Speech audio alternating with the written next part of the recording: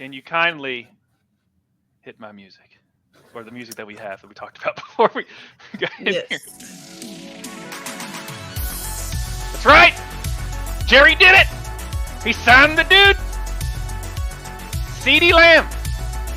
He's a rich man! CeeDee, if you're watching this, I'll take $5. But no, CeeDee Lamb has finally signed the extension that we were all expecting it to sign. There was some flirtation that he might get traded. Jerry Jones is being Jerry Jones. I think he plays out the narrative just to make himself be the focal point.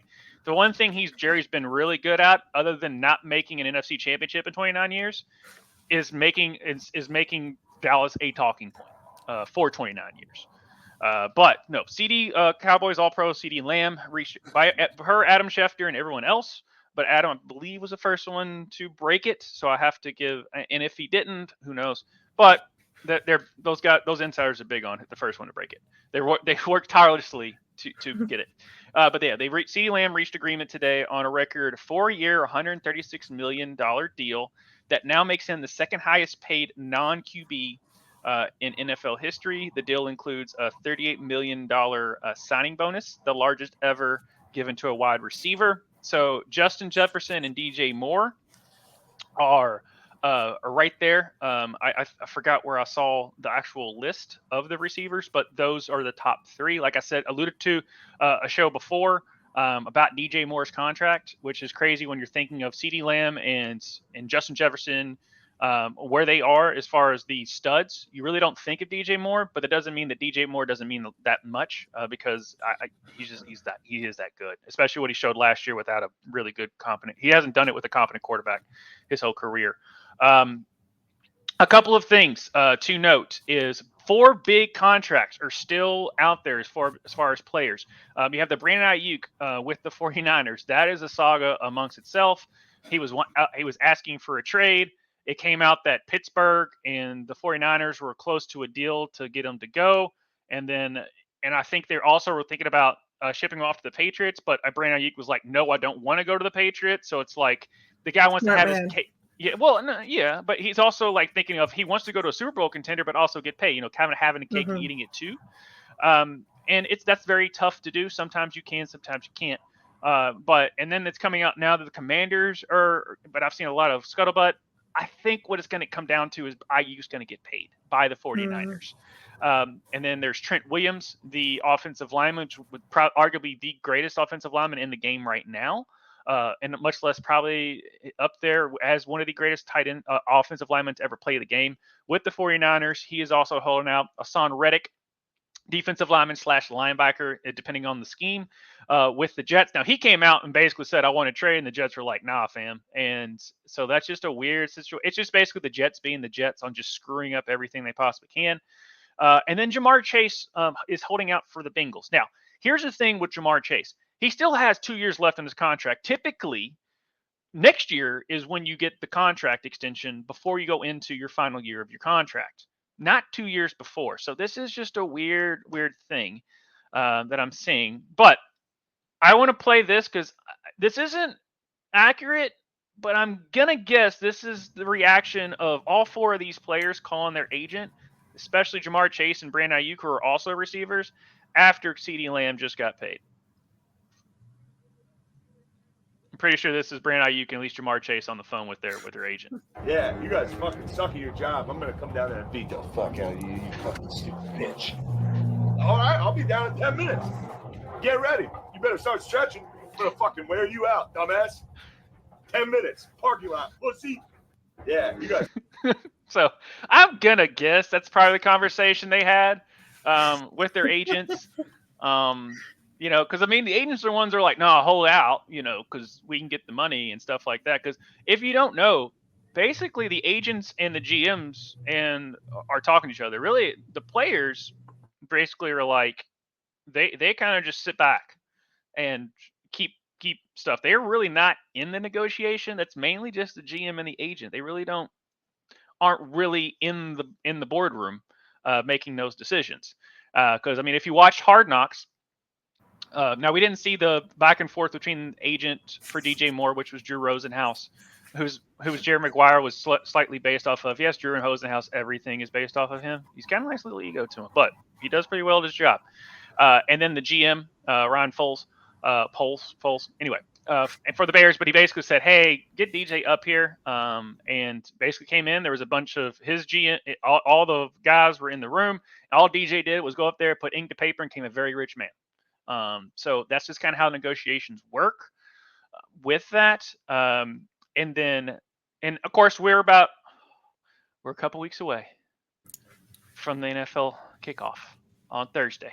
Excited? But yes, we just had our draft last night for the Ruckus League. But obviously, join us on the Discord for on our fantasy F around, which me and Tishko will be going every week with that going forward, starting a week from Monday or Wednesday. We'll have to figure that out after the show, but we're gonna figure it out because we want to keep giving you all as much content, all the sports stuff ever, much less the NFL side of it, because that's mainly more fantasy than just teams beating each other on that. But to kind of wrap up here, as far as the offseason is concerned, rookie Bo Nix is named starter for the Broncos, which makes 3 of the 5 top QBs that were taken, which is basically around the top 10 in the draft, are already named starter for Week 1. Now, sometimes this typically happens, but sometimes it doesn't, because I mean the quarterbacks just aren't very good. What they think. Michael Penix Jr. is the only one, and Drake May. Michael Penix Jr. for the Falcons, which people said, why did you pick him at 8 when you just signed Kirk Cousins for a gajillion dollars? And then Drake May for the New England Patriots, which it's looking like because Jacoby Brissett, who was supposed to start, Week 1 as the starter for now, and then Drake May will gradually take over. But it's looking more according to now head coach Gerard Mayo for the Patriots. Sounds weird saying that without Bill Belichick. But Drake May is looking to be the starter because Jacoby got banged up in the last preseason game, much less it's just where Drake is. They were thinking Drake May's projection is. I don't think he's ready based on what I've seen so far, but it's a small sample size. And you really just don't know until the leak happens. And I mean, you can say what you want. CJ Stroud looked pretty, like you say about Caitlin Clark and Angel Reese and stuff. It takes a little bit. But then once they start getting their footing in and the speed, and they get used to all that and the playbooks and all that stuff like that, sometimes the game starts slowing down. This is such an outlier. Peyton Manning, if you go back, he had like a gajillion interceptions his rookie season, and he didn't play very well. And he's looked at as he's Peyton freaking Manning. So, right. But it's just kind of crazy that typically, of those, like, if you have a bunch of quarterbacks taken in the first round, only like 2 of them really pan out of like being on the same team and working out for that team that drafted them. If you go back to, I'm going to use the Lamar draft for an example. So it was Baker, Sam Darnold, Josh Allen, Drew Rosen, and Lamar Jackson. Those 5 were taken in the first round. Now, Lamar was taken as the last pick in the first round. The Ravens had to trade up to get him. But of those 5 players, only 2 are still on their team that are paid a lot of money, which is Josh Allen and Lamar. Baker, who actually is having a renaissance, he's playing, and he did sign a $100 million contract with Buccaneers, but still not on the same team that drafted him in the Cleveland Browns, which I think has everything to do, as much to do with Cleveland Browns organization just being a dumpster fire. And then Sam Darnold, he's just not good. He lucked in to be in the start, but he's still in the league. And then Drew Rosen never panned out. He just never. Basically, the Cardinals drafted Drew Rosen, and next year they drafted Kyler Murray as the number 1 overall draft pick. He just didn't pan out. So typically, statistically, this stuff doesn't work. I always like to see them. In my opinion, which QB do you think's gonna pan out the most of this rookie class? Probably Caleb Williams.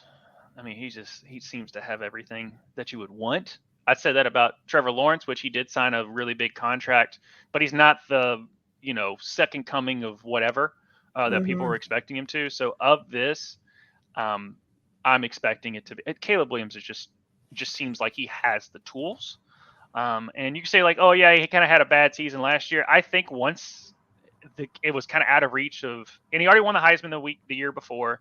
And once the season was kind of out of, like, it was kind of done for them as far as making the college football playoff and all of that, it just wasn't worth it for Caleb to go out there and try and stat pad and get another Heisman or anything like that. Like, he's got NIL at this point. They made it. I'm pretty sure, and his coaches too, kind of made it a business decision. So he just kind of just did his thing. So he that's why his last season wasn't the greatest. And then people trying to poke holes with his team and all this other stuff and how he like approached meetings and things like that. But from watching Hard Knocks and watching how he's making some throws on the run and his athleticism, it should work. Now, time will tell. Injuries happen. It's football. But who knows? Jaden Daniels might work out. He's worked out. He seems to be fine so far. I think it's a uphill climb for Bo Nix, Drake May, and Michael Penix Jr. Just because Michael Penix is kind of already on the elder side of typically when you come into a draft. He's already, and he has 2 bad knees anyway. He's got 2 ACLs. He's had knee surgeries on both of his knees and stuff like that. But for what I saw him at Washington and even in Indiana, especially with Washington, he definitely has the intangibles there. But for what I see that can go forward, it's Caleb Williams. So that is what I've got for the NFL.